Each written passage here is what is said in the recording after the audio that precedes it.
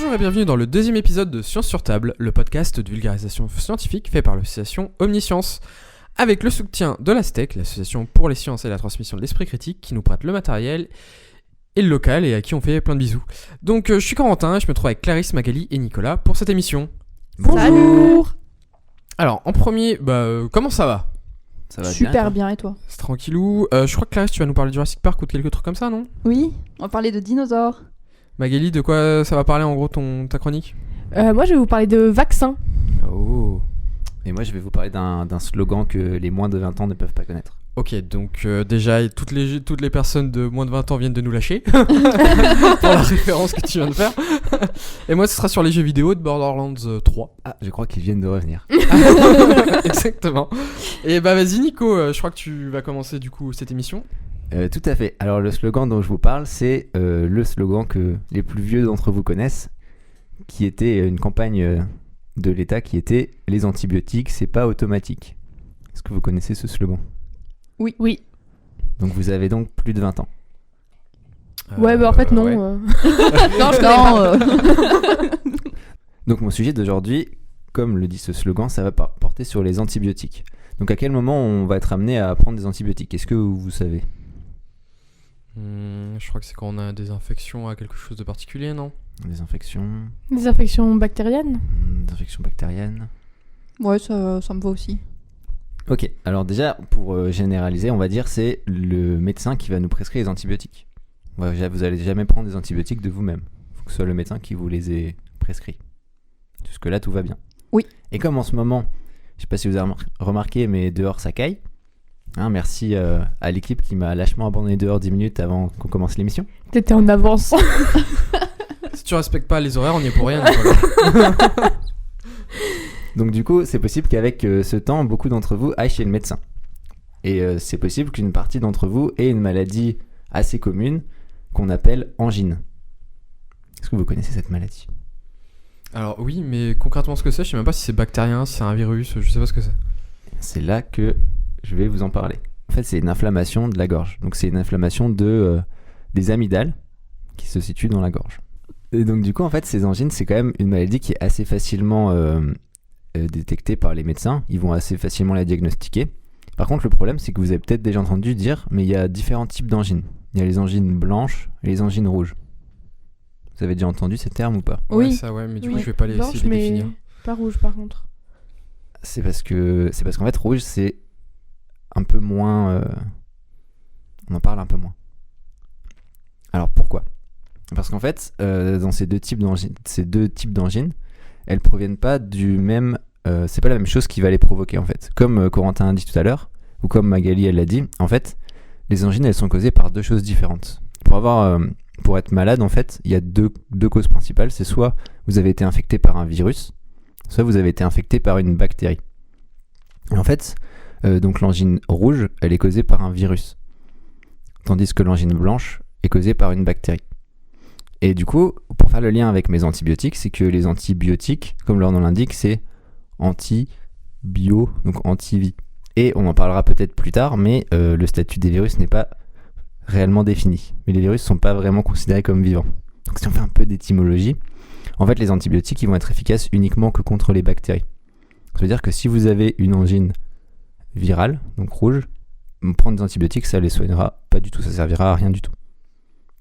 Donc déjà c'est une première chose qui fait que en fait quand on est malade, si jamais on est malade à cause d'une bactérie, ça peut être efficace de prendre des antibiotiques, mais si jamais c'est un virus, ce sera totalement inutile. Est-ce que vous connaissez des maladies connues qui sont dues à des virus et donc qui du coup ne se soignent pas avec des antibiotiques ? Le Covid ? Et oui, le Covid. Youpi. Est-ce que vous en avez d'autres ? Ah mais il y a plein La grippe, la grippe. Oui. Il y a des grippes virales. Oui, le virus de la grippe, oui. Il y en a deux autres super connus. Et après j'arrêterai parce que c'est des connus pour des mauvaises choses, on va dire. Un virus ? Oui, deux virus. Le SARS-CoV C'est Oui, c'est le Covid. le virus. Ouais, mais il y a le Il y a le- CoV2, je sais plus quoi, qui est... Alors, on va encore dire un que autre. tu m'as cité tous les coronavirus. Ok, d'accord. On va élargir. Parce que c'est pareil, il y a plein de grippes différentes. Mais il n'y avait pas aussi là la maladie que quand ils buvaient l'eau du Gange, ils étaient immunisés. Alors, peut-être, mais je parle pas de là. Vraiment, si je demande à quelqu'un Ah, mais non, avant le c'était des Covid de me bactéries, citer non, deux bah, maladies, oui. je pense que c'est les Le deux premières VIH. que j'ai. Merci, le VIH. Ah, bah oui. Non, puis moi, j'ai raconté n'importe quoi. D'ailleurs, ils ont fait les tests des premiers vaccins là pour le VIH avec l'ARNM. Ouais. Ah, peut-être que Magali nous en parlera. Non. Ce n'est pas le sujet de ma chronique. Donc, le VIH et une autre maladie. C'est un peu la reine de l'hiver. Le VIH. Non. En fait, c'est une maladie où vraiment vous allez chez le médecin et il vous dit faut juste attendre. Parce que justement, il va pas vous donner d'antibiotiques pour cette maladie. Vraiment, vous voyez pas là? Ah bah non. Le rhume. Oui, le rhume. D'accord. Allez. Mais c'est fou, mais tout ce qu'on appelle rhume, moi je mettais tout dans la même Ouais, case. pour en moi, fait. le rhume, Genre, c'est tout. C'est jaune. Ouais. Je savais pas que c'était un truc particulier. En fait, genre le rhume, ou si on dit le terme plus médical, le rhinopharyngite, c'est causé par un virus. Ok. Pour moi, le rhume et la rhinopharyngite n'étaient pas la même chose, du coup, bah je. Ok. C'est l'abréviation. Ah. À vérifier, mais je suis quasiment sûr de moi. Vas-y, vérifie si tu veux. Vas-y, vérifie. Et donc, pour beaucoup de maladies, donc pour les reciter, la Covid, le VIH, le rhume, et donc les angines rouges, ça sert à rien de prendre des antibiotiques. Donc, si vous sortez de chez le médecin qui vous dit j'ai une angine, enfin, qui vous dit vous avez une angine et qui vous prescrit pas d'antibiotiques, c'est normal. Mais c'est aussi normal si quelqu'un de votre famille ou quelqu'un que vous connaissez est sorti de chez le médecin en ayant une angine et cette personne a eu des antibiotiques de prescrit. Ça peut arriver aussi dans le cas d'une angine rouge. Voilà. Et donc il faut savoir aussi pour la petite stat qu'il y a beaucoup plus d'angines rouges que d'angines blanches normalement, en moyenne. Voilà. Et donc ça c'est une raison pour laquelle il ne faut pas prendre des antibiotiques pour rien. Et la deuxième raison, c'est un peu la raison principale, c'est ce qu'on appelle la bactériorésistance. Est-ce que ce terme un peu barbare, ça vous parle? Ah oui, mais je pense que ça va surtout C'est- parler à Magali. C'est surtout antibiorésistance. Oui. Voilà. Je peux vous rappeler ce que c'est comme étude? Alors du coup, Allez, sur ce, bonne soirée, bisous. et non, du coup la deuxième raison principale pour laquelle il ne faut pas tout le temps prendre des antibiotiques, c'est un phénomène qu'on appelle l'antibiorésistance. Est-ce que ce terme vous parle? Ce terme un peu barbare. Oui. Est-ce que tu peux nous en dire plus, Magali? Bah oui. Du coup, l'antibiorésistance, c'est le fait que les bactéries deviennent, qu'elles deviennent résistantes à un certain antibiotique à force qu'il soit utilisé, puisque l'antibiotique va exercer une pression de sélection auprès des populations bactériennes qui fait que les seules qui survivent sont celles qui résistent. Allez, sur ce, bonne soirée. Bravo. Fin de la chronique. Bisous. L'émission bisous. C'est ça. Et donc du coup, un petit fait intéressant, un chiffre qui vient de plus ou moins ministère de la Santé du Luxembourg, je sais pas si on appelle ça comme ça, qu'en fait dans l'Union Européenne, on estime que en 2019, il y a eu 25 000 gens qui sont décédés à cause en fait de cette antibiorésistance des bactéries. On suppose que si on n'avait jamais utilisé d'antibiotiques, en fait il y aurait moins de morts à cause de ça. Mais bon, d'un côté, on a sauvé beaucoup de personnes. Mais c'est pour ça qu'en fait, plus on peut limiter l'utilisation d'antibiotiques, et en fait mieux, plus on va sauver de gens dans le futur. Et donc une petite chose intéressante qui peut sembler contre-intuitif, si jamais le médecin vous prescrit des antibiotiques et que vous devez prendre les antibiotiques pendant une semaine et qu'au bout de 2 jours vous vous sentez guéri et que vous n'avez plus aucun symptôme, c'est très très important de prendre le traitement jusqu'au bout. En fait, si vous arrêtez de prendre le traitement, il est possible que dans votre corps, il vous reste encore des bactéries qui seront plus assez nombreuses pour vous faire ressentir les symptômes. Mais en fait, le problème, c'est que, en fait, comme l'a dit Magali, les bactéries qui vont rester dans votre corps, ça va être les bactéries qui ont été les plus résistantes, qui ont le moins été atteintes par les antibiotiques. Et le problème, c'est que si vous arrêtez de prendre les antibiotiques, en fait, ces bactéries, il y a un risque qu'elles se redéveloppent ou qu'elles se retransmettent à quelqu'un. Et dans ce cas, en fait, ça fait qu'on a du coup une nouvelle maladie qui va se déclencher. Et cette fois-ci, il n'y aura que des bactéries qui auront déjà bien résisté à l'antibiotique, donc ça va encore plus favoriser l'apparition de bactéries antibiorésistantes. Voilà. Et du coup, dernière petite stat qui peut faire un peu peur, c'est que selon l'OMS, en fait, en 2050, il y aurait 10 millions de décès par an dus à l'antibiorésistance. Waouh, et ça c'est exponentiel, non? Ouais, Enfin, la de courbe, elle monter. est exponentielle.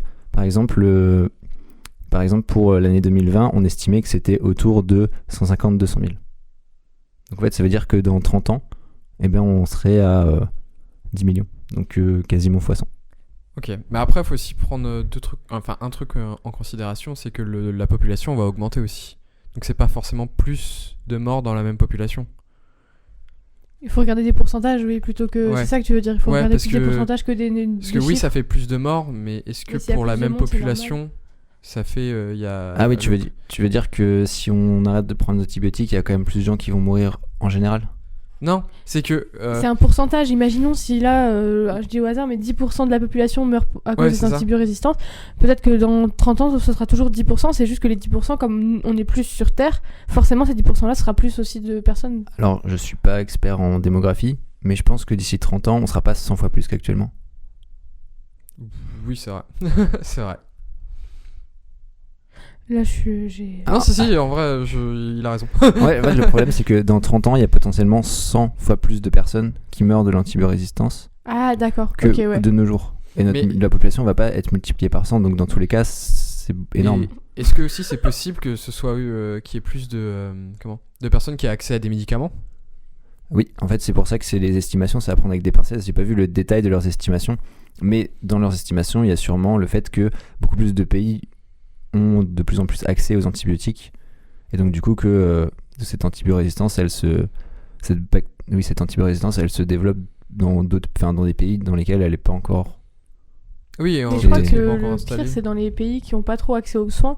Sachant qu'il y a du marché noir d'antibiotiques et tout, et que Oui. du coup, ça perd. Enfin, Ah oui, les du coup, gens il n'y a en pas de prennent un médecin peu pour pour tout et conseiller. pour ouais, rien. ouais. c'est pas régulé comme en France avec Tout les à fait, médecins. et c'est du pour coup, ça qu'il y avait des campagnes qui ont été faites, parce que maintenant ça date un petit peu les campagnes en France et dans les pays d'Europe, parce qu'on est plus conscient de ça. En fait, je suis pas sûr, mais il me semble qu'avant, en fait, on pouvait prendre des antibiotiques sans ordonnance.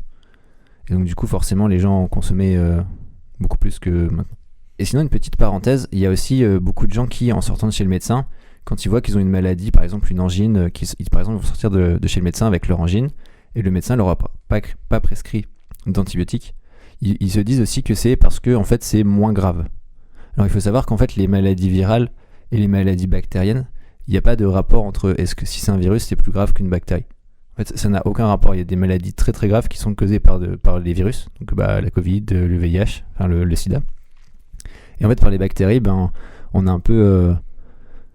En fait, par les bactéries, il y a aussi des maladies très très dangereuses, notamment la syphilis et la peste. Donc voilà, donc c'est tout pour cette petite chronique sur les antibiotiques. J'espère que pour les plus jeunes d'entre vous, maintenant vous pouvez répéter ce slogan. Et pour les plus vieux, que vous avez compris pourquoi ce slogan a été créé. Super, merci Nico. Mais du coup, je voudrais bien qu'on fasse un tour de table sur une question. C'est parce que tout à l'heure, tu as dit que les virus, ils étaient pas vivants. Mais est-ce que certains d'entre vous auraient des pistes de réflexion sur cette question? Oui. Bah, on t'écoute, Magali. Bah, en gros, c'est pas considéré comme vivant parce que c'est j'ai utilisé le mot organisme, mais c'est vrai qu'organisme ça fait très vivant, mais c'est des entités en fait qui sont obligées d'infecter une cellule et d'être des parasites pour survivre et se reproduire. Alors que par exemple une bactérie, elle peut très bien se diviser seule et faire de nouvelles bactéries seule, alors que le virus est obligé d'infecter et d'être un parasite en fait. Du coup, c'est pas considéré comme un... Il est pas capable en fait de créer son propre matériel génétique et de faire des protéines avec et de se développer tout seul. Ouais, parce que du coup, juste pour réexpliquer vite fait, vu que tu as direct dit ce que faisait un virus, en fait, un virus, il faut savoir que c'est vraiment beaucoup, beaucoup plus petit qu'une cellule. En fait, si vous vous rappelez vos cours de 6ème, en fait, les cellules, c'est ce qui va composer tous les êtres vivants, du coup. Et du coup, en fait, un virus, c'est encore plus petit que ça, il y a encore moins d'informations donc génétiques, comme Magali dit, dedans, et donc il va galérer. Enfin, il va devoir, en fait, utiliser les ressources de choses qu'il va un peu faut le voir comme un petit parasite en fait. Ouais, en gros, moi j'avais déjà utilisé l'image, c'est comme s'il avait besoin d'une imprimante pour photocopier, pour se photocopier, mais qu'il a pas l'imprimante en fait, et donc il va dans les cellules pour piquer leur imprimante pour se photocopier en fait.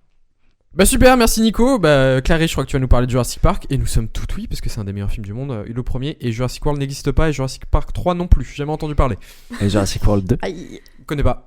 et le 3. Quoi? Alors oui, aujourd'hui, je vais vous parler de Jurassic Park et plus précisément, je vous propose de faire un petit tour dans les labos de ce célèbre film de Spielberg pour répondre à la question suivante. peut-on recréer des dinosaures comme dans Jurassic Park ? Alors pour ça, je vous pose déjà une petite question. Est-ce que l'un de vous se rappelle, hors Corentin, de comment les scientifiques ont fait dans le film pour recréer des dinosaures ? Bzzz. Avec un moustique. Ils ont retrouvé un moustique dans de l'ambre qui avait Ouais. piqué un dinosaure et du coup ils ont repris le sang du dinosaure dans le moustique. Yes, exactement. Ouais, c'est ça. Bon, en plus de ça, juste après, ils ont repris l'ADN des échantillons qui ont été trouvés et ils l'ont mélangé avec celui d'une grenouille. Et paf, ça fait des dinosaures. Voilà. Mais c'est. Je viens de tilter un truc, mais c'est absolument pas logique par rapport à ce qu'on se connaît. À ce qu'on connaît. Oui, Grenouille. exactement. C'est pas du C'est tout ce qu'on va voir. Ah, C'est- pardon, je vais éviter les spoils. Il a spoilé la chronique. Voilà. Donc comme ça vend du rêve. On y croirait presque. Mais cette méthode, elle contient en fait plusieurs problèmes. Le premier, c'est que... Alors, imaginons, on est en possession de fragments d'ADN de dinosaures, comme les scientifiques du célèbre film, et on a aussi un schéma du génome complet du dinosaure. Ok, on sait à quoi ça ressemble. En gros, on a un puzzle, avec le dessin qui nous montre à quoi il doit ressembler, et auquel il manque quelques pièces. Voilà, donc c'est la situation dans laquelle sont les chercheurs du parc. Ils ont l'ADN fragmenté à partir de la goutte de sang, ils ont une idée du génome complet des dinosaures, et ils décident de compléter le puzzle en créant de nouvelles pièces de l'ADN avec l'ADN de grenouille. Alors là, moi, je sais pas vous, mais je me demande juste pourquoi. Honnêtement, bon déjà, je prends un reptile, je prends un dragon de Komodo, un iguane, une grenouille, c'est un peu... Un truc agressif, quoi, qui Mais fait bah, même- c'est pété, quoi. Juste- C'est pas très logique, en fait, de base, que Ah. ce soit un reptile ou un amphibien. Bon, quand même, un reptile, un petit dragon de Komodo, ça aurait été quand même grave stylé dans le film. Ça aurait été vachement mieux qu'une Je crois grenouille. Dans le film, la limite de la fiction. Oui, mais dans Voilà. le film, il n'y a pas une pirouette qui fait que ça justifie les grenouilles. Écoute, j'en ai pas entendu parler et ça ne vaut rien pour moi, je pense. Hein. Je sais pas, je pense que ça m'aurait choqué si je l'avais entendu. Ouais. Non, mais tu sais, Je sais plus. On va être obligé de le si regarder. je spoil un C'est film d'il y a 30 ans, ça va. Tu peux, Non, mais tu sais, je crois qu'il justifie le fait que. Parce que dans le parc, il crée que des dinosaures du même sexe. Que des femelles. Oui, que et des du femelles. coup, je crois qu'il justifie le fait que certains deviennent des mâles parce que les grenouilles elles sont capables de faire ça ou un truc comme ça. Alors je sais plus. Et ben, du coup, on imagine qu'ils utilisent l'ADN de grenouille, comme ils l'ont fait dans le film, pour compléter l'ADN de dinosaure. En fait, spoiler, on va pas obtenir un vrai dinosaure. On va obtenir un genre de grenouillosaure. Ça fait moins rêver. J'imagine Hein. il va faire des gros gros. Oui, voilà, imaginez le truc. C'est beaucoup, beaucoup moins stylé. Et des études ont montré que l'ADN de l'oiseau, il serait beaucoup plus adéquat pour recréer un dinosaure, parce que les oiseaux et les dinosaures possèdent un ancêtre commun. Voilà.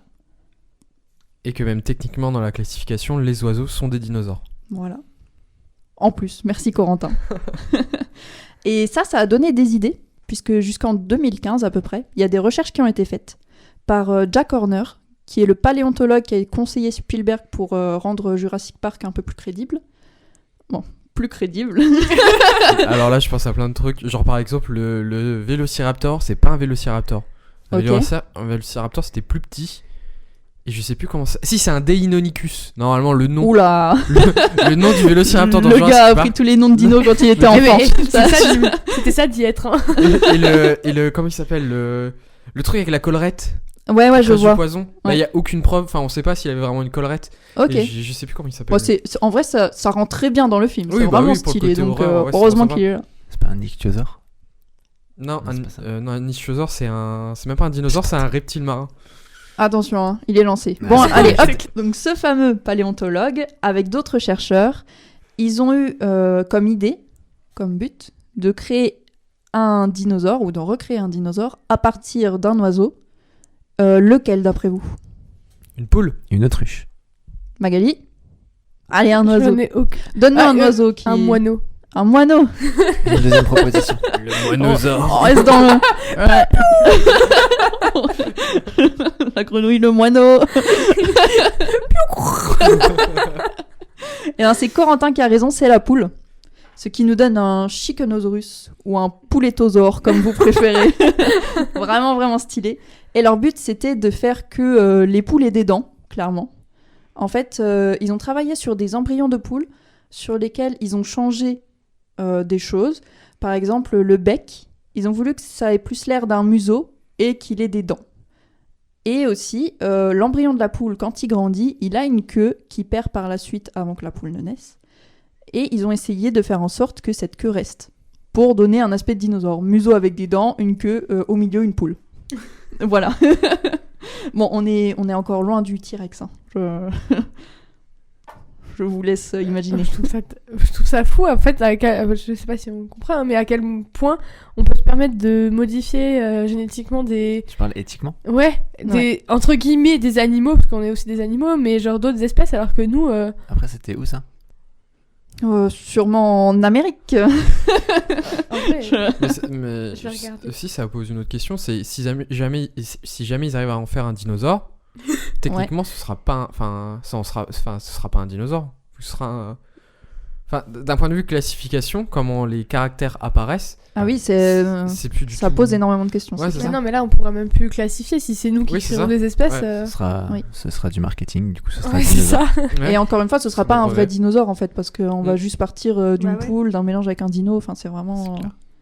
Et du coup, est-ce que il y a les firmes de restaurants, ils vont se renommer KFD ? Peut-être. Mais d'ailleurs, j'avais vu un truc où ils essayaient de refaire des mammouths.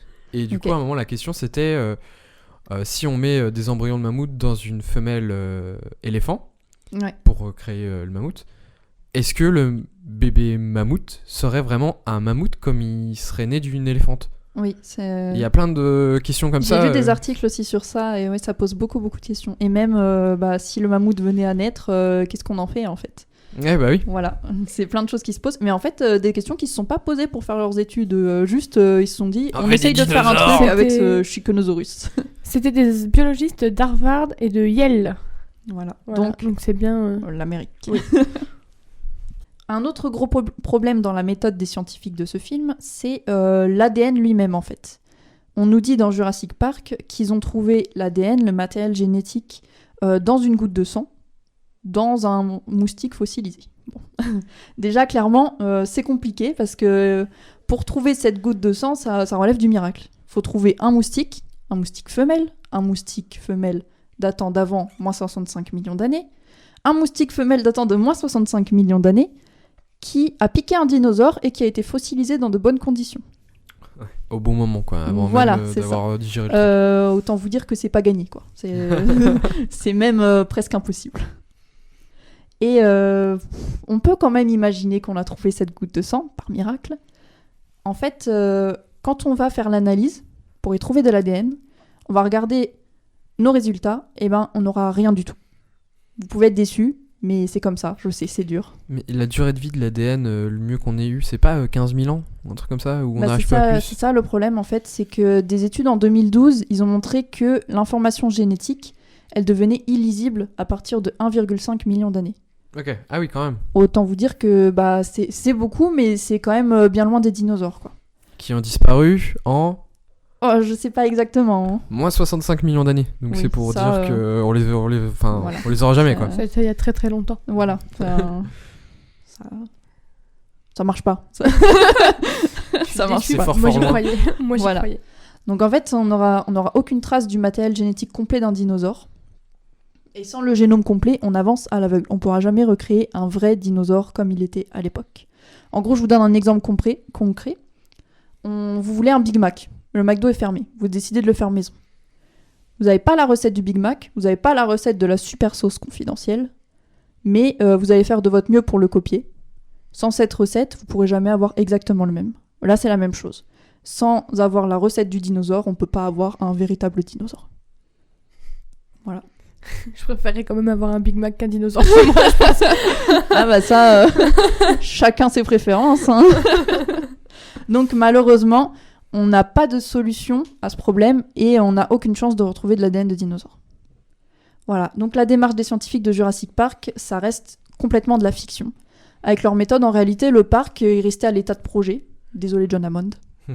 Même en dépensant sans compter, on n'était pas prêt de voir des vélociraptors, des brachiosaures, ou alors d'observer des petits triceratops trop mignons en train de faire leur sieste. C'est un peu mort. Mais de toute façon, est-ce que c'est vraiment une bonne idée pour eux ? Est-ce qu'ils s'adapteraient à notre milieu ? Comment ils feraient pour survivre dans les conditions de maintenant ? Ça, je vous laisse y réfléchir. Et puis surtout que si on fait un zoo par exemple de dinosaures, on arrive à le faire.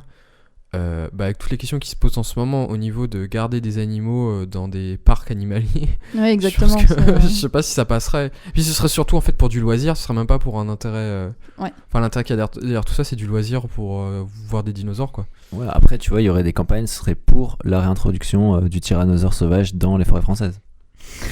La rien- Waouh, bah. Après, ça voudrait dire qu'ils ont déjà été un Bah, jour je dans voudrais les pas être forêts un mouton. françaises. Donc, Oui, ouais. alors, je sais pas où tu te promènes, Nico, mais personnellement, j'ai jamais eu l'occasion de croiser. Dans les tyrannosaures. veaux. Dans les forêts françaises. Je chope la parole. Alors, du coup, moi, je vais vous parler, comme je l'ai dit tout à l'heure, de vaccins. Donc, ça rebondit beaucoup sur la chronique de Nico. C'était pas fait exprès. Du coup, il y a peut-être des choses qui vont être répétées. Je suis désolée d'avance. Mais voilà, Nico m'a spoilé. Alors du coup, je vais commencer par sûrement vous répéter du coup la définition des antibiotiques. Donc les antibiotiques, ce sont des molécules qui permettent de traiter des infections qui sont faites par des bactéries. Mais du coup, il ne faut pas confondre, comme nous l'avons dit tout à l'heure, les virus et les bactéries, puisqu'un antibiotique ne pourra rien faire lors d'une infection virale. À part du coup alimenter l'antibiorésistance de toutes les bactéries qui se retrouvent dans notre estomac et partout en fait dans notre corps.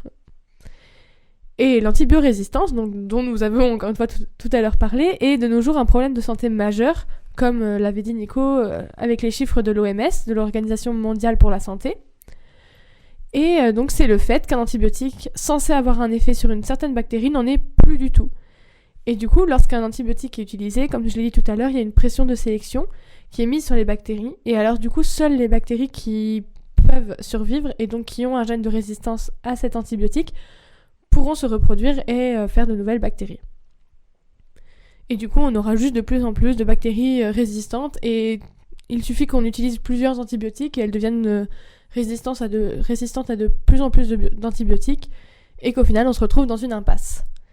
Et en fait, ce phénomène, il est d'autant plus important dans les centres de soins comme les hôpitaux, dans lesquels la stérilité est absolue et l'utilisation d'antibiotiques est intensive, et donc elle applique une très très forte pression de sélection sur la communauté bactérienne. Et c'est pour ça aussi qu'il faut se méfier des maladies nosocomiales. Donc est-ce que vous savez ce qu'est une maladie nosocomiale ? Tu l'as déjà dit, je crois. Ouais, je me rappelle plus. Mais en vrai, elle vient de le dire. C'est des maladies que tu trouves généralement au niveau des hôpitaux parce que c'est des bactéries qui sont ultra sélectionnées, comme du coup on utilise plein d'antibiotiques. Et du coup, il y a certaines bactéries qu'on retrouve que dans les hôpitaux. Genre les staphylocoques, c'est des bactéries. Staphylocoques dorés, etc. Ouais. On en trouve Oui. beaucoup dans les Du hôpitaux, coup, justement. il y en a qui sont plus sélectionnés dans certains hôpitaux. Ouais. Ok. C'est ça. Et du coup, tu avais dit c'est des maladies en général, mais c'est vraiment que dans les hôpitaux. C'est le terme pour les hôpitaux. C'est pas en général, c'est tout le temps. Enfin, c'est dans les centres de soins. Et oui, le staphylocoque doré en fait partie. Et c'est pour ça qu'en ce moment, il y a beaucoup... Enfin, ça commence à revenir, mais ils développent des virus qui sont dirigés contre le staphylocoque doré pour permettre justement de traiter ça plutôt que par des antibiotiques qui ne fonctionnent plus du tout en fait contre cette bactérie. Mais c'était une parenthèse. Voilà. Ok. Et donc, pour rebondir, il y a plusieurs méthodes qui sont aujourd'hui utilisées pour pallier à cette menace. Tout d'abord, la recherche de nouveaux antibiotiques. Donc ça fait très très cercle vicieux, vous vous en rendez compte. Après, parfois c'est aussi la seule solution, entre guillemets, en attendant une autre solution. Et il vaut peut-être toujours mieux ça plutôt que de laisser mourir des gens. Après, c'est toute une question assez compliquée sur l'utilisation et la recherche de nouveaux antibiotiques. Il y a beaucoup de questions éthiques, quoi, parce que ça peut être de plus en plus dangereux si on trouve pas de solution. C'est ça. Du coup, c'est pour ça que c'est une des solutions, mais c'est pas vraiment, en tout cas à mon avis, la plus optimale. Et une autre option, c'est l'utilisation de vaccins, qui peuvent aussi pallier aux soucis de traitement d'infections virales. Donc là, vraiment, avec les vaccins, ça peut vraiment tout traiter, puisqu'en fait, ça va pas du tout agir directement sur l'objet de l'infection, mais plus nous habituer, nous entraîner en fait à nous défendre contre l'infection, peu importe du coup son type.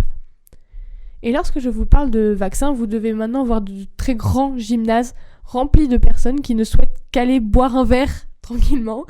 Et bien maintenant, essayez d'imaginer un gymnase rempli de larves de poissons qui n'attendent qu'une chose et qui c'est d'être vaccinés. Donc tout de suite, c'est moins... Enfin, déjà que c'était pas très glamour, mais là... Oui. On descend encore d'un cran. C'est clair. Et là, il n'y a pas de question d'être contre le vaccin ou quoi que ce soit. Non, toutes les larves y passent. Il n'y a pas... donc vraiment, tout le monde s'entasse. Et donc la vaccination, pour les jeunes animaux, de manière générale, est un moment qui peut être très angoissant et qui peut amener des complications en cas de lésion. Donc ça peut amener en fait des infections finalement au lieu de la vaccination. Et le vaccin, qui doit donc être une alternative aux antibiotiques, a maintenant lui-même besoin d'un remplaçant, puisque du coup c'est beaucoup utilisé sur les jeunes animaux dans notamment l'industrie agroalimentaire. Donc pour augmenter les rendements et permettre aussi aux élevages de ne pas être infectés et de ne pas tout perdre en une simple infection. Et là du coup je vais essayer de vous faire deviner, donc j'espère que vous êtes prêts à vos tops. Je suis un système développé par des scientifiques américains et irlandais. Je peux également être retrouvé en Suisse. Je suis utilisé pour vacciner les poissons sans injection et sans douleur. Et je dirais même avec plaisir. Je suis... Est-ce que vous avez des idées ? De la bouffe. Oui, de la nourriture. Oui. C'était la vaccination par voie orale, par la nourriture. Ok. Alors, Est-ce que ça pourrait... Est-ce que ce serait possible de faire ça pour des vaccins pour l'homme ? j'en sais rien. En fait, je ne sais pas du tout parce qu'en plus, c'est... Je crois qu'ils ont déjà essayé de chercher sous forme d'aérosol, non, pour la Covid. Mais sinon, je ne sais pas du tout parce que même les études là sont assez récentes sur pour les poissons. Donc là, je vais vous parler des microalgues. Donc vous allez voir le rapport. Donc les microalgues, ce sont des éléments qui sont reconnus comme sains par la FDA, qui est l'organisation de l'alimentation et des médicaments aux États-Unis. Et donc elles peuvent être utilisées comme complément alimentaire, notamment pour les poissons dans notre cas. Et elles le sont d'ailleurs déjà dans le cadre de l'aquaculture. Et donc le poisson qui a été étudié est un poisson qui est connu des services d'expérimentation animale pour cause de récidives très très fréquentes d'utilisation. Est-ce que vous avez une idée du poisson utilisé ? Les sardines. Non. Une carpe ? Enfin des carpes ? Non. Le saumon ? Non plus. Oh. Ça c'est plus des... Là vous me citez plus des poissons que l'on mange. Ouais. Là, donc on ne mange pas ? Enfin, ou pas beaucoup. Qui sont beaucoup utilisés dans l'expérimentation animale. Enfin, en tout cas, moi j'en ai entendu beaucoup Poisson parler. rouge. Non. C'est un nom... C'est avec un animal qu'on peut retrouver Vas-y, donne la première dans lettre. la savane. Non, Dans c'est trop la facile. savane. Dans la savane. Un poisson de la savane. Un poisson de la savane, ouais. Piranha. Qui court entre les zèbres. Oui, c'est le poisson zèbre. Ah ouais. Ok, d'accord. Rien n'est fait exprès. Hein. Je tiens à le préciser. On n'était pas connectés, promis. Donc c'est bien le poisson zèbre ou le zebrafish qui a été utilisé. Et l'algue qui a été utilisée est de la famille des Chlamydomonas. Donc vous vous en doutez, ça n'a rien à voir avec l'infection sexuellement transmissible pouvant provoquer des douleurs et brûlures lorsque vous urinez. Voilà. Rien à voir. Protégez-vous. C'est important. Sortez couverts.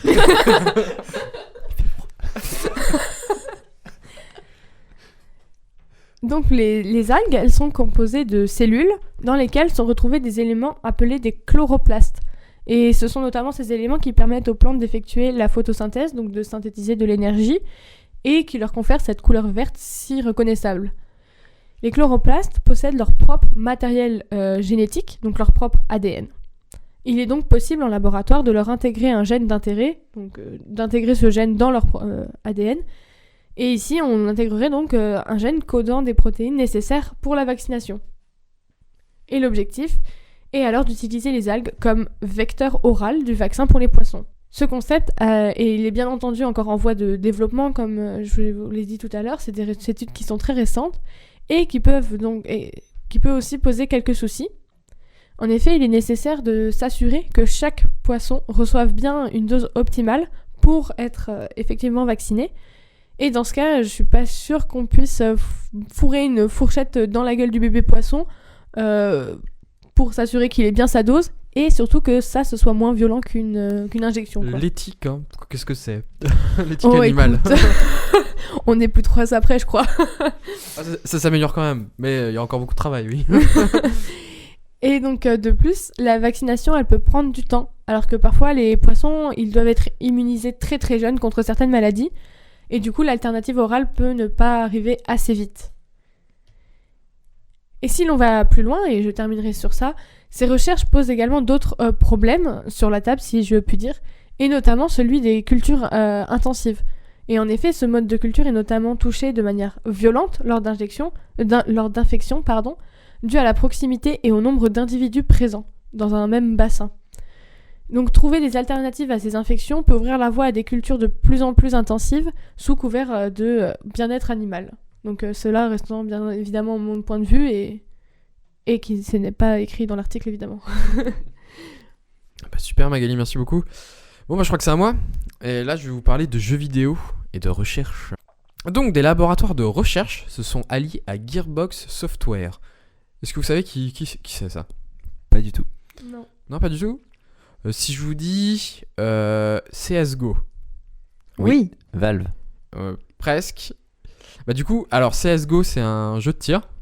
C'est le diminutif pour Counter-Strike Global Offensive, si je dis pas de bêtises. Tout à fait. Et en fait, ils ont co-développé. Enfin, donc, du coup, Gearbox Software, pardon, c'est un studio de jeux vidéo. Et ils ont co-développé donc Counter-Strike.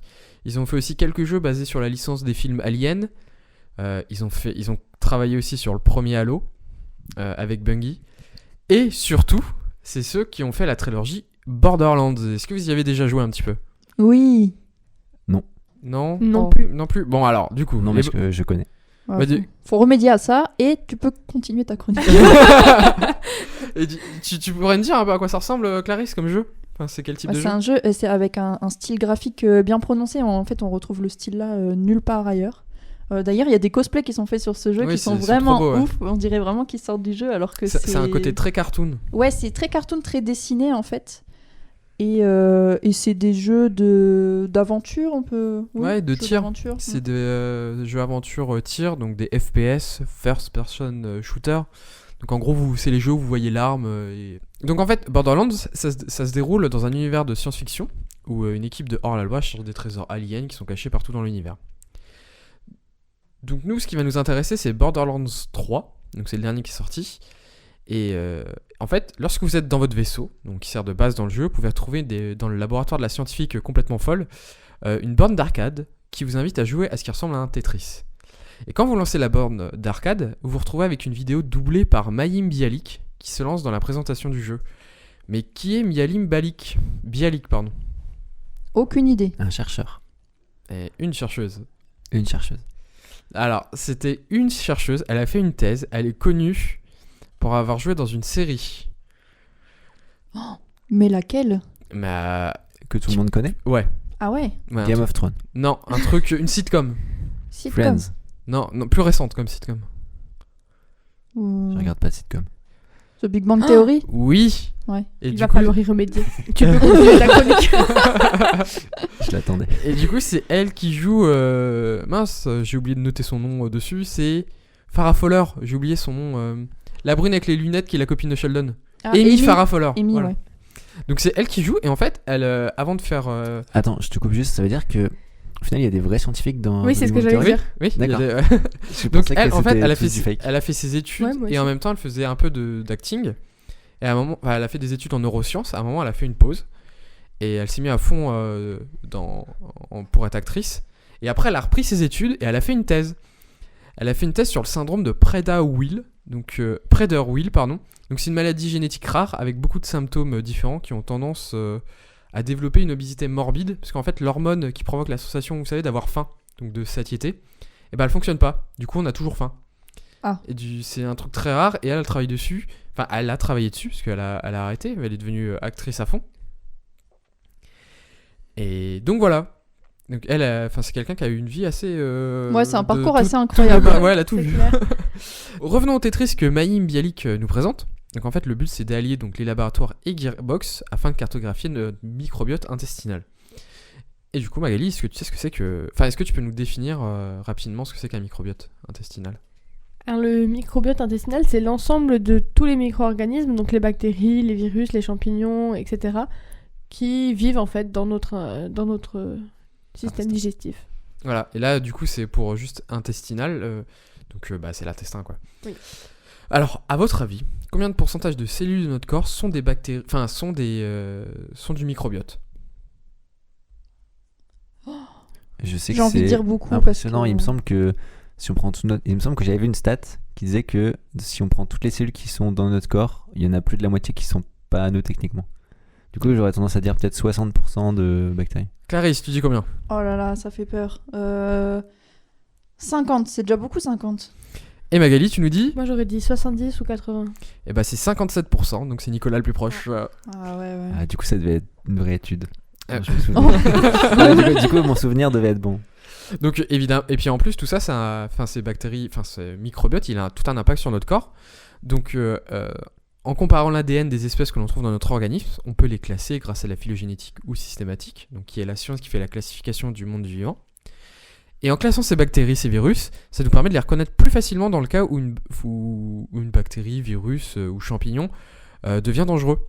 Donc pour notre corps, ou juste, en fait, ça nous permettrait juste d'apprendre comment ça fonctionne quoi, dans notre corps, quelles sont les relations entre nos cellules, les bactéries, les champignons, entre eux, tout ça. Donc en gros, ça nous permettrait d'avoir plus de connaissances pour mieux nous soigner. Mais pourquoi passer par un jeu vidéo pour faire ça? En fait, il y a tellement d'espèces pour lesquelles il faut classer l'ADN que les scientifiques y mettraient des années à le faire eux-mêmes, parce qu'ils sont très limités. Donc si c'est des joueurs venant du monde entier qui seraient là pour les décrire sur un jeu qui s'est vendu à des millions d'exemplaires, ça risque d'aller très très vite. Donc dans la vidéo qui est présentée, du coup je me répète, par Mayim Bialik, on apprend que l'ADN de chaque espèce se ressemble beaucoup dans ce qui se trouve dans nos intestins, et que même des ordinateurs très puissants n'arriveraient pas à tout bien calculer, à tout bien trouver. Du coup il y aura plein d'erreurs qui vont être faites. Donc c'est à partir de ces données créées par des ordinateurs que le jeu se base. En gros, il faut trouver et réparer les erreurs qui ont été faites par l'ordinateur. Et là, c'est tout le travail en gros de relecture que les joueurs vont faire. Mais maintenant, comment est-ce qu'ils vont faire ça? Est-ce que vous avez déjà une petite idée ou... Ils vont faire que chaque micro-organisme, ça va être un monstre différent sûrement, qui aura des caractéristiques particulières. Alors non, pas du tout. Je pense pas que ce soit je pense pas qu'ils le fassent sous forme de monstres, parce que l'objectif c'est pas non plus de faire peur aux gens en leur disant que leurs microbiotes sont des monstres. Donc je pense que au niveau com, ce serait pas ouf pour les scientifiques. Quand vous êtes devant le jeu, juste le jeu qui est dans le jeu du coup, donc nous en tant que joueur, on voit juste une grille. Donc imaginez une grille comme une grille d'échecs, des jeux d'échecs ou des jeux de dames, dans laquelle il y a plein de cases, mais dans ces cases on retrouve des alignements de 4 jetons différents. Donc imaginez un puissance 4, sauf qu'en plus des jetons rouge et jaune, vous avez des jetons vert et bleu. Là, votre but, ce sera de décaler des jetons dans un nombre de coups défini pour aligner des jetons de la même couleur et ainsi vous réparer les erreurs que l'ordinateur a fait. Et par conséquent, vous donnez la description de l'ADN des micro-organismes à des scientifiques, et tout ça en jouant à un mini-jeu qui va vous donner plein de bonus. Mais c'est bizarre ça. 4 couleurs. Qu'est-ce qui, dans l'ADN, on a 4 fois 4 trucs différents qu'on trouve souvent. Ce serait pas les 4 molécules qui composent l'ADN? On est proche. C'est lesquelles déjà, Nicolas? Alors il y a l'adénine. Ouais. Je passe la parole à Clarisse. Oh non. Il y a le C. Qui est C pour Je ne sais plus. Cytosine. Cytosine. Vas-y Magali, il en reste 2. La guanine et la thymine. C'est ça. Et qu'est-ce qui se passe Quelle est la particularité de l'adénine avec la thymine et de la Elles guanine sont toujours avec la l'une en cytosine? face de l'autre. C'est ça. Donc elles sont toujours reliées. Donc rappelez-vous. Attends, en gros, tu vas expliquer. Donc rappelez-vous un peu, si ça vous parle pas trop tout ce qu'on est en train de dire, rappelez-vous un peu l'image en hélice d'ADN. Vous voyez que c'est 2 brins qui tournent entre eux et qui sont reliés par des petits traits. Et en fait, ces petits traits, c'est 2 bases. Donc c'est toujours soit un A et un T, donc adénine, thymine, qui sont reliés entre eux, soit un C ou un G, donc guanine, cytosine. Cytosine, oui, c'est bien ça. Et on appelle ça comment? C'est des bases azotées. Ouais. Donc on se rend compte en fait qu'ils sont juste en train de nous faire réparer les erreurs qui ont été faites par l'ordinateur à travers, en utilisant ces bases et les connaissances qu'on a sur l'ADN. Et à votre avis, combien d'espèces ont été décrites le premier mois? Oh. Est-ce qu'on Compliqué. a le nombre de joueurs ou pas? Non. Ah, je sais pas, genre, allez, on va dire plusieurs millions. Ouais. Bah non, j'en dis pas plus. Combien de millions? Combien de millions? 36. Ok. Alors ensuite, Clarisse. 100 patates. 100 millions. Ouais, et Magali. 1000 millions. Donc c'était 37,5 millions, donc c'est Nico qui est encore une fois le plus proche aujourd'hui. Et ça fait 1,21 million d'espèces par jour. Donc c'est énorme et ça montre en fait que bah là, si généralement des équipes de scientifiques c'est peut-être 100 personnes max quoi. Vraiment c'est une très très grosse équipe 100. Donc ils pourraient jamais faire ça par eux-mêmes. Donc c'est ça qui est génial avec les jeux vidéo, c'est que en fait ils servent d'un loisir pour faire leur travail. Et il y a plein d'autres exemples comme ça. Ça s'appelle de l'esclavagisme. Hein. Bah, bah non. Si, c'est parce qu'ils étaient rémunérés dans le jeu. Quentin, il a dit que les Oui, ils joueurs avaient qui des faisaient bonus. ça, Oui, ils avaient plein de dans le bonus. Ouais. jeu. Donc, Ouais. Et alors attends. Ah oui, et d'ailleurs, il faudra que je pense à mettre un lien dans la description qui en fait explique comment le jeu a été créé. Mais après, c'est en anglais, donc si ça vous fait pas peur, mais ça explique tout en détail, c'est super intéressant. Et nous, on peut jouer là? Oui, tu peux y jouer. Bah si t'as Borderlands 3, tu peux le Ouais, faire. faut avoir l'autre jeu. Oh, trop bien. Corentin, je compte sur toi. c'est toujours pas Ouais, fini. je l'ai, t'inquiète. C'est toujours pas fini la campagne. Bah je sais pas. Je pense que le jeu y est toujours parce que du coup comme ils ont ajouté un gameplay, il faut qu'il soit là mais je sais pas, j'ai pas trouvé de où ça en était aujourd'hui. D'accord. Après, peut-être qu'ils Parce que ils réalimentent peut-être les bases de données après. Ouais, c'est possible. Parce Ouais, que tu avec disais, d'autres espèces les ou- 37 c'était au bout de 1 mois, c'est ça? C'est juste au bout d'un mois. C'est vraiment impressionnant. Bah là du coup faudrait se renseigner sur combien on a d'espèces dans notre microbiote. Bah, c'est ce que j'allais te demander parce que. Et là je saurais pas vous répondre. Super. Bah on Ok. pourra en parler pendant la prochaine émission, faudra trouver ces Ouais. chiffres. Ah ouais, carrément. Parce que là, faudrait voir ça en pourcentage, du coup, c'est comme tout à l'heure. Hein. Ouais. Et aussi donc du coup on a plein d'autres cas aussi où des jeux ont servi à faire avancer la science. Là je pense à la saga Assassin's Creed, je sais pas, enfin je pense que ça vous parle. Oui. Donc oui. bon, pour beaucoup ça sert de simulation de 3D pour des historiens, ça leur permet de... Parce que pour le contexte, Assassin's Creed c'est une série de jeux d'aventure qui se passe toujours dans le passé et chaque épisode se concentre sur une période de l'histoire et le but des créateurs du jeu, donc ils travaillent avec des historiens, c'est d'être le plus précis possible. Et tellement précis que maintenant ils peuvent se dire, en gros les historiens ils mettent un casque de réalité augmentée et ils se baladent comme si ils étaient dans une maison de l'époque.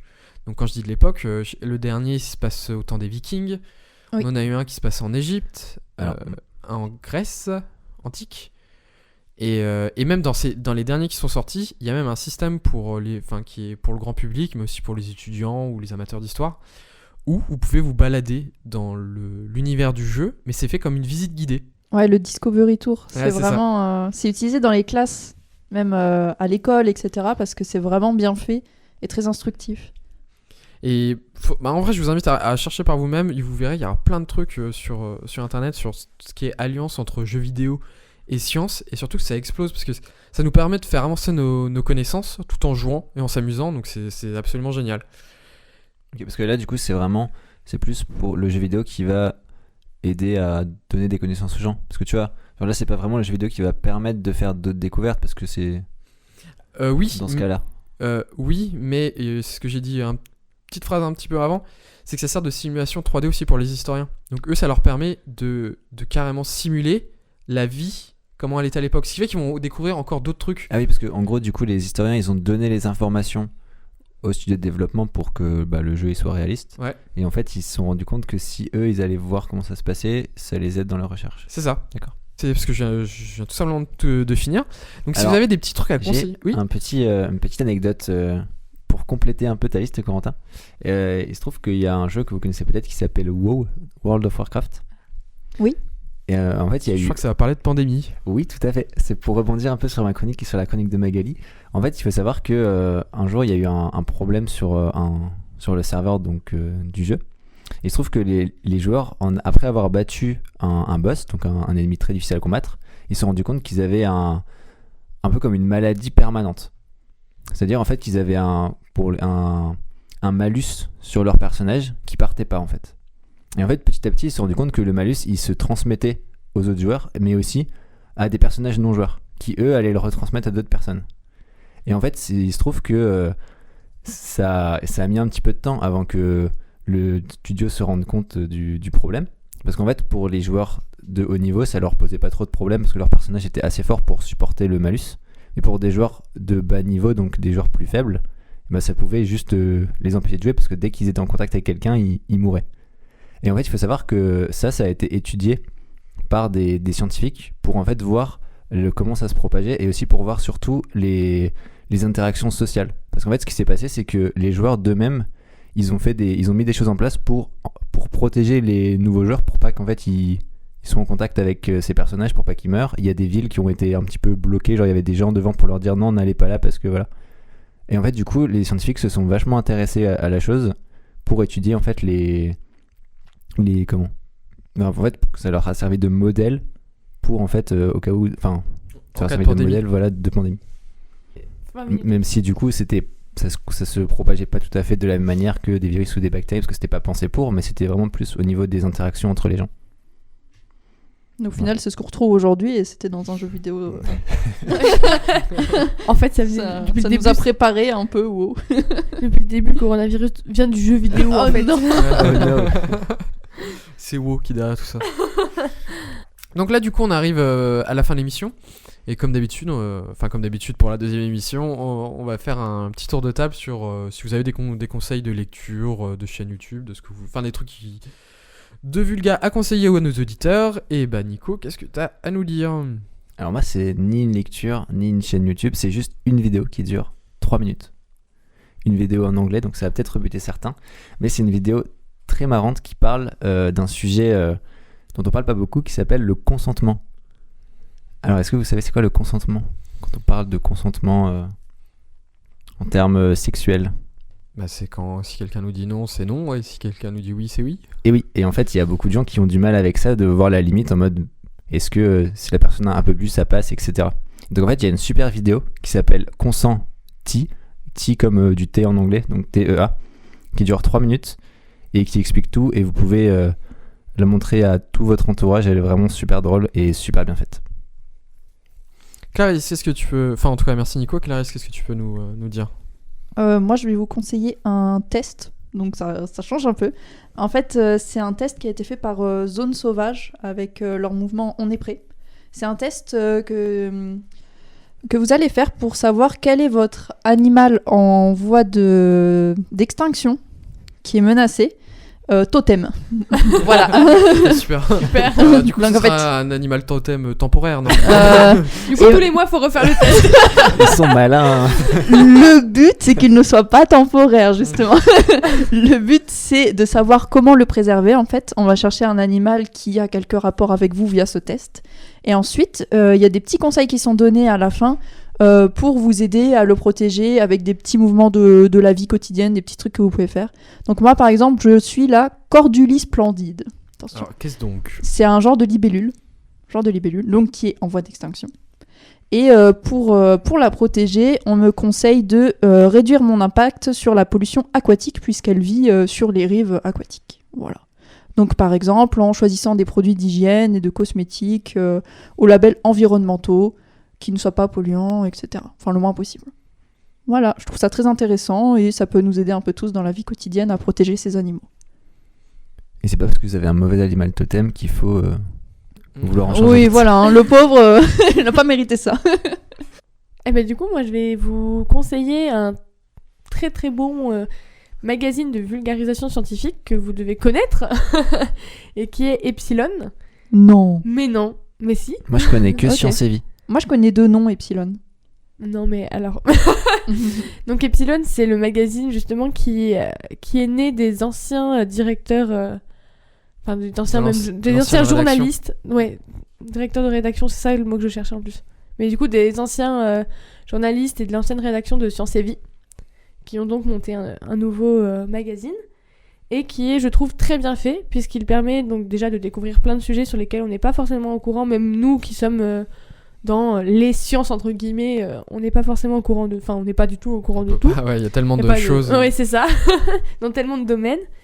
Et aussi, il y a cet aspect de la remise en question qui est très très bien mise en avant, je trouve, et du fait que la science ne sait pas tout. Par exemple, il y a toujours une double page donc sous forme de labyrinthe, avec des sujets sur lesquels il y a des études qui montrent certains effets, d'autres études qui montrent le contraire, enfin voilà, et que c'est des choses, même la communauté scientifique, entre guillemets, n'a pas statué sur une finalité, en fait, et donc sur lesquels il y a tellement d'arguments pour, contre, moyens, voilà. Et aussi, il y a toujours cette remise en question, donc au début du magazine, un erratum avec toutes les erreurs qui ont été pointées sur le numéro du mois d'avant.